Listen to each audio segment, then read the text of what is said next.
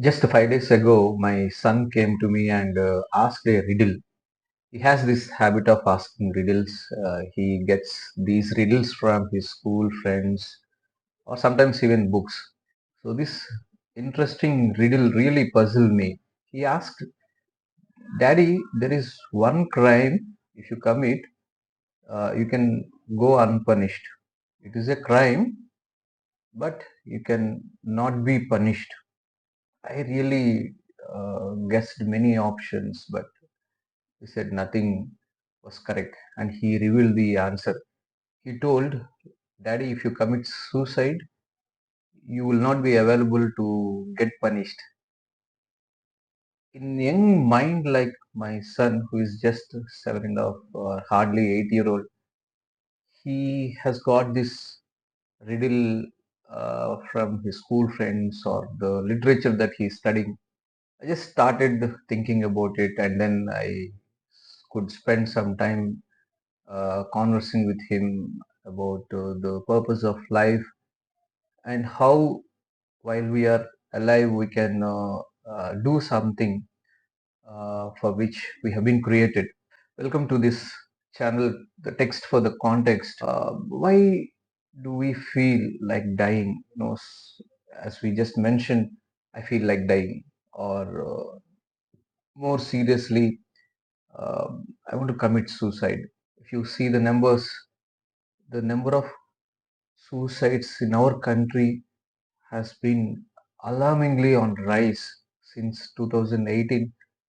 Terribly, it's increasing, and this trend is seen especially among young students, not knowing how to face such kind of a feeling. Mainly, there are a lot of factors, reasons how a person takes this extreme decision.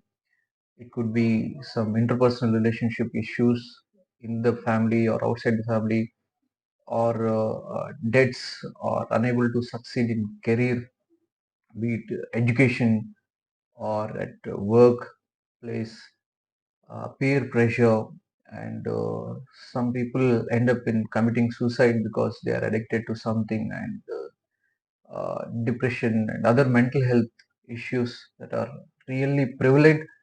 But most of the times, these are under recognized. It's very difficult to first of all come up with this confession: I'm struggling, I need help in this area of depression. Being on low mood, not having much interest in the things that were interesting before but not giving pleasure anymore, not focusing on the self-care activities, or proper eating, no proper sleep, but to the extent of taking one's own life. That is where, if you are going through, you need help. And I'm sure many of us at some point of time thought about it. If only uh, I were dead, if only I'm no longer alive on this earth. And we tend to imagine what will happen to my family members, and how do they react, how do they respond to that situation. As we see, it's very common, it's very much prevalent. And how to come up, how to come out of this thing. First, you need to come up with your feelings, what's happening in your life, and then taking necessary help. If you look at the Bible does have a lot of characters who have in fact committed suicide, or even entertained those thoughts. Those who committed suicide in the lineage of Israelites, uh, the very first judges. In fact, Gideon, everybody knows, but his son Abimelech, he committed suicide. And then we see Samson also at the end of his life, knowing that he would also die, he has asked the Lord to the help to push those pillars away, and he also dies. And we do see that in the life of King Saul, and another king who just ruled for 7 days, King Zimri and Ahithophel.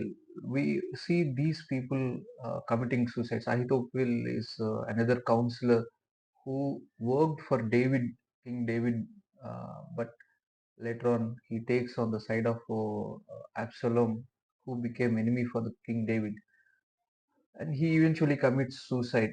And even in the New Testament, also we do see famous example Judas Iscariot, who after betraying Jesus, his master, he takes this extreme step of committing suicide. This tells us all that we all vulnerable at some point of time, and even great people in this suicidal thinking. There are no exceptions. Rich, poor, young, old, male, female, nothing. Of course, they have noted males have almost 3 times of 3 times over female suicidal committal rates. But the point here is we all run this risk. But how to respond this? Just like any other disease, how we take immediate steps, be it fever or some gastritis or some headache because of some migraine or some eye problem. How a physical disease needs attention, this mental health issue also needs medical consultation. Most of the times, with just counseling, it would be settling, but in few cases, uh, you may require medical expertise, psychiatrists as well as psychologists help as well. If you are the one who is in requirement of such consultation, I would like to recommend my one of my close friends, Dr. Johann, who's trained at Christian Medical College, Vellore. Now he is available online. You can find the link in the description. You can get one online consultation with him. And apart from that, he, along with other friends of mine, they run one course, Healthsoch Academy. You can register. Again, this is also there in the description. You can click this link and you can register yourself for the upcoming webinars, or if you want to do a course in mental health, there are some valuable resources. And of course, if your organization as a team you would like to help out you know those who are struggling with mental health issues, you can ask them to register for these courses. Coming to our biblical response to this particular uh, suicidal tendencies, this 10th September, it is celebrated as World Suicide Prevention Day. The only one verse that comes to my mind is John chapter 10 verse 10. The thief comes to kill, steal, and destroy, but Jesus came to give us life and life in abundance. Uh, for a person who has these suicidal thoughts, he may not quickly connect this, but giving some thought to it and what really this enriches. Let me tell you some examples again from the Bible, who have gone through depression and anxiety, some kind of stress, or extreme levels of disappointment, how they have resorted to the Lord Himself and gained the strength to live, continue to pursue on this earth till they have accomplished the purpose for which they have been created and they have been called to. Some of them, I can say Jonah, he was one of the prophets of God who has done extremely well, one of the largest cities at that point of time. Nineveh heard gospel through him and they repented and turned to God. But this gentleman, he goes into kind of disappointment or one kind of bitterness. Even he asks, Lord, take my life away from me. But God has shown mercy upon him, and God continues to talk to him. rejuvenating his faith and his trust in the Lord. And again, Elijah, firebrand prophet, he has done marvelous things. He brought the heavens fire and proved many Baal worshippers, pagan worshippers, that the Jehovah, the Lord, is the true living God. He runs away from Jezebel, who threatens him. And then, in that point of desperation, Elijah prays to God, "It is better for me to die rather uh, to be alive." And then you see in the life of King Solomon also, after enjoying all the pleasures of the world, having all the wisdom and treasures, at the end of his life, he says, "Vanity, vanity, everything is vanity. It's all like chasing the wind." And also, we do see to an extent in some people, this life is nothing else but all misery and pain. But they took the reason, they understood the great plan for their lives. Even Paul says, "For me to die is a gain. I live for Christ if I am alive, but for me to die is gain." In that context, he's not talking that he's eager to die, but he considers the pain that he goes through in this world. It is undeniable, but there is a purpose for my life, my being on this earth, till God allows me to be here.